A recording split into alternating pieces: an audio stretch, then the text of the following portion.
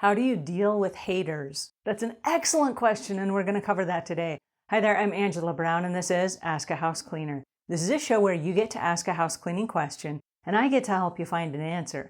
Now, today's show is brought to us by housecleaning360.com, where you can find house cleaners, you can find professional organizers, you can find guys to come fix a hole in your roof. You can also find someone like a pest control service, or a carpet cleaner, or a window washer, or any of the types of people that come to your home to service your home. housecleaning360.com. All right, on to today's show, which is about haters.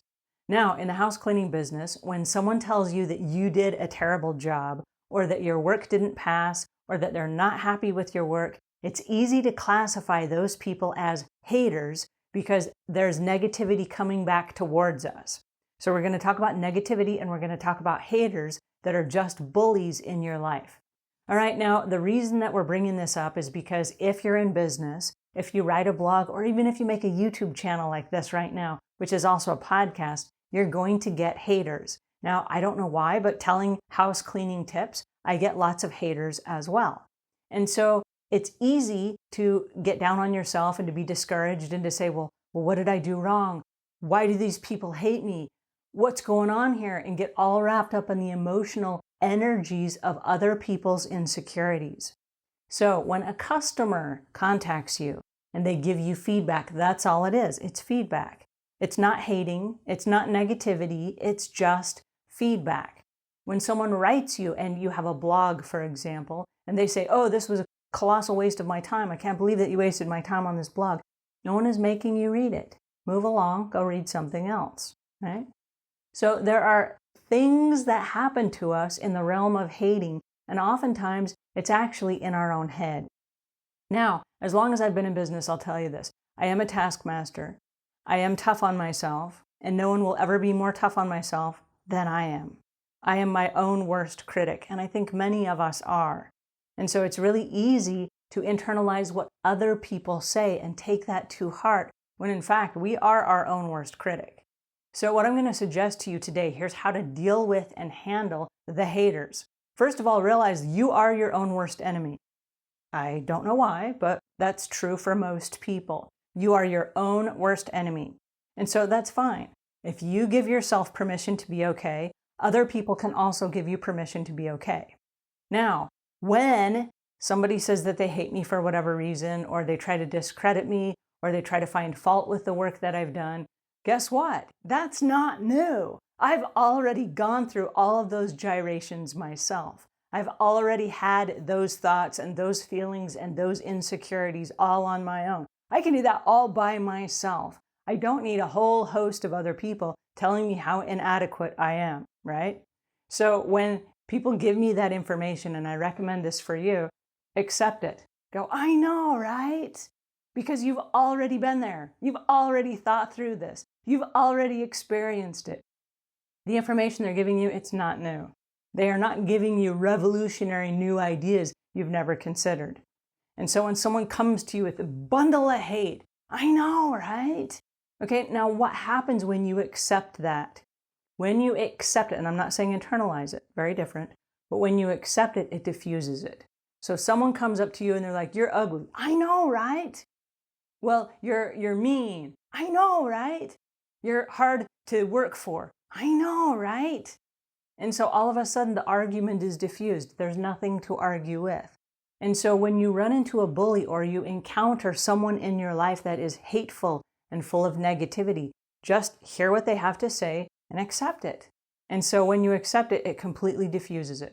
All right, the next thing that you have to realize is that a lot of times we internalize the hate because we ourselves are insecure, and we have our own fears, and we have our own anxieties. All right, so one of the things that we have to consider is oftentimes when people hate on us, it's because we have our own fears and our own anxieties, and we are internalizing what's going on. But the reality is we don't need other people's approval.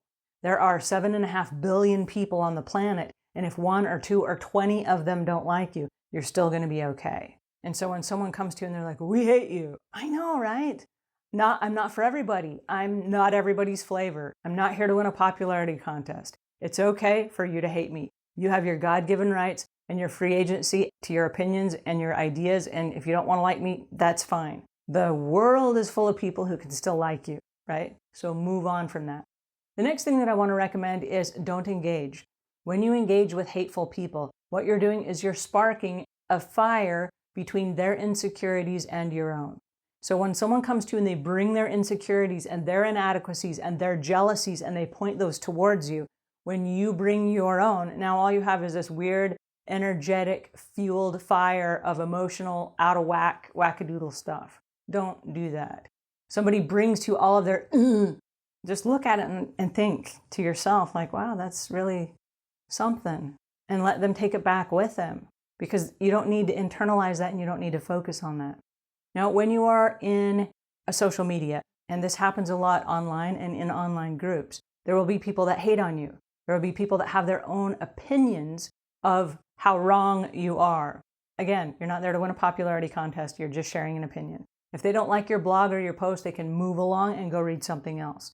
If for some reason they decide to attack you, don't engage. When you engage and you get involved in their conversation and, well, you did this and you said this, all of a sudden that just sparks this weird fuel that probably both of you are going to get kicked out of the group. So don't do that. Just walk away, move away, just block that person and delete. Now, on all of my social media accounts, I have what I call bleep and block. And as people come to my world, if they come and they are profane and they are mean and ugly and bullies and all these things, I bleep them out. I have a whole series of words that if you use one of these words in a conversation with me, it will automatically flag your account and it will grab your email or your post and it will throw it over into a spam filter and it somehow gets deleted. I don't even have to look at it. Now, when you are mean and you interact with me and my groups, I'm the admin of a couple of Facebook groups, and you get blocked, you will get blocked for being mean or ugly or whatever, just because that bullying, trolling, madness behavior is not helpful to anyone. And so once I block you, it's not even personal. It's not like, oh, hey, I hate Gina. It's, hey, this is bad behavior for this group. Block, and, she can't come back. That's it. There's no hate, there's no animosity, there's no nothing. You don't need to be finding me on other social media channels, trying to hunt me down, trying to be ugly. It just shows how insecure you actually are.